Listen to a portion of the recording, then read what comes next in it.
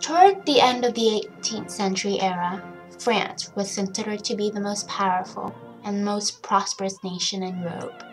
A prime example of this wealth would be the opulent country village Versailles, with its many grand buildings equipped with the king's entire government and his entourage of nobles, craftspeople, servants, priests, and soldiers. Despite the great magnitude that is the symbol of power, internally France was burdened with the hefty debt that it had inherited from previous Bourbon kings, and their eagerness to ruin its rival, the British, in the American Revolutionary War of 1775. It is also entirely correct to say that the French elite, or the first and second estate, had sunk into moral decay during this period in history.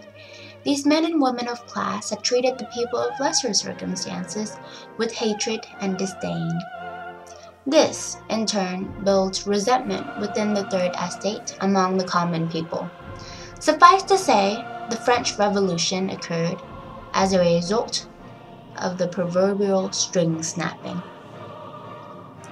Liberté, égalité, fraternité ou la mort, a plea for a better life, prompted the bloody French Revolution.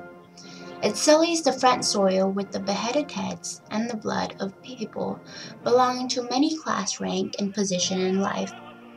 Yet despite the death toll reaching tens of thousands, this act of revolution was widely considered to be the most controversial, while simultaneously brims with importance for 18th century Europe. There are certainly many speculations of the exact date when this tumultuous time in French history occurred, but most historians agreed on the year of 1789, when the storming of the Bastille took place. An event occurred as a result of the rigid and archaic social class system of horror and moral decrepit.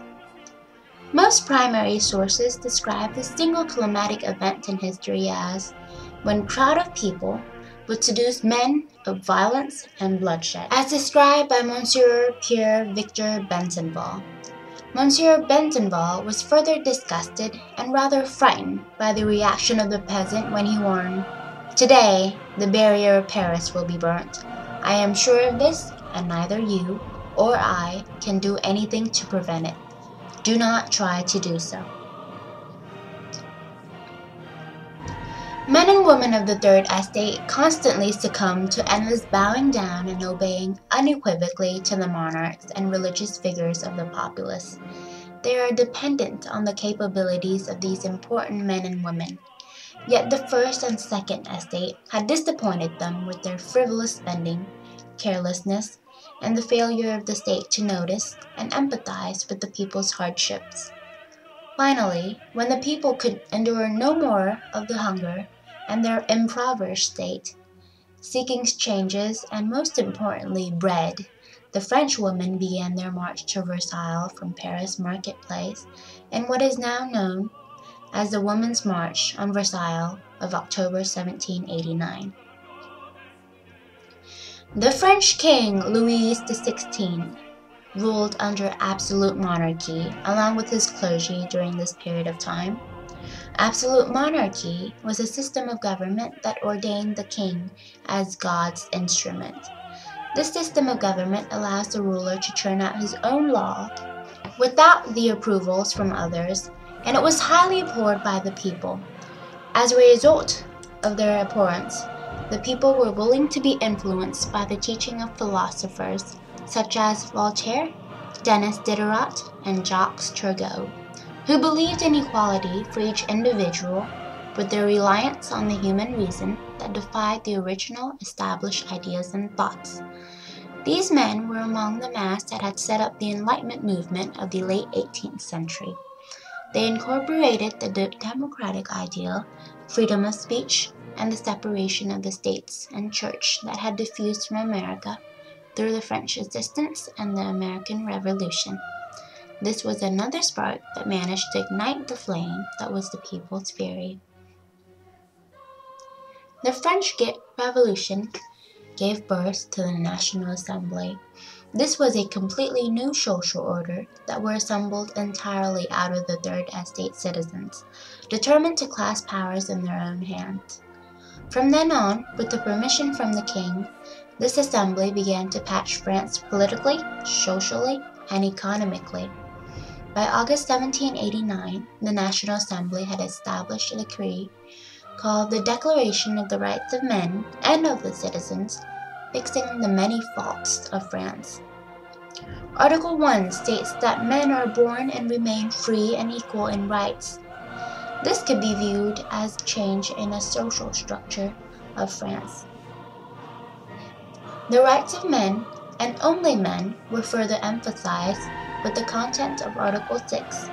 All citizens, being equal in the eyes of the laws, are equally eligible to all dignities and to all public position and occupations, according to their abilities and without distinction except that of their virtues and talents. But it was not all sunshine and roses for this act of revolt. While Article 8 dripped with irony, but the law shall provide for such punishment only as are strictly and obviously necessary, and no one shall suffer punishment except it be legally inflicted in virtue of a law passed and promulgated before the commission of the offense. Ironic, because 4 years later, in 1793, the Reign of Terror would begin. All started by a political conflict between the Girondins and the Montagnards, also known as Radical Jacobins. This course of action resulted in the deaths of the French king, the unpopular Louis XVI, the Austrian-born French queen, Marie Antoinette, the feminist Olympe de Gouges, who had drafted the Declaration of the Rights of Women and the female citizens, and countless others deemed traitors to the new republic, executed by none other than the famed humane Madame Guillotine.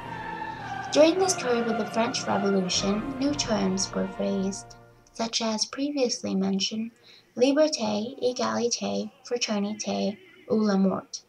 The adoption of the tricolor cockade, boasting the two colors of Paris, red and blue, with the traditional Bourbon white that was used as a revolutionary symbol, and finally, the embracement of Maximilien Robespierre, a lawyer whose sole intention, supposedly, was to act in defense of the people's rights of wealth. True to the phrase, all good things must come to an end, Robespierre was the culprit behind the high rate of casualty during this period. He was known for sentencing enemies of the revolution, or persons suspected of said crime. His death, by the instrument that killed many of his enemies, the Madame Guillotine, had ended the Reign of Terror in July 1794. It was widely known that any revolution in history would have an impact on later generations and the world at large. The French Revolution was not an exception to that rule. Not only does the revolution give neighboring Belgium and Switzerland a motive to create political reforms, it had also spread the concept of revolution to reform an old regime worldwide. It had also single-handedly crushed the power of absolute monarchy, which in turn responsible for the end of the Bourbon dynasty. The turmoil of political volatility finally ends in 1802, when Napoleon Bonaparte gave himself the title Consul for life, giving France stability, if only for a short while.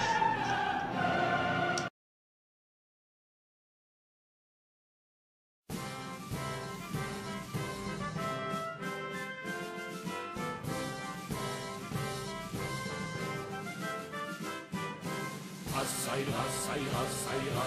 Le peuple en ce jour sans cesse répète. Ah, ça ira, ça ira, ça ira. Malgré les mutins, tout réussira. Nos ennemis confiants restent là. Et nous allons chanter Alléluia. Ah, ça ira, ça ira, ça ira. Quand Bruno jadis du cœur j'ai par là.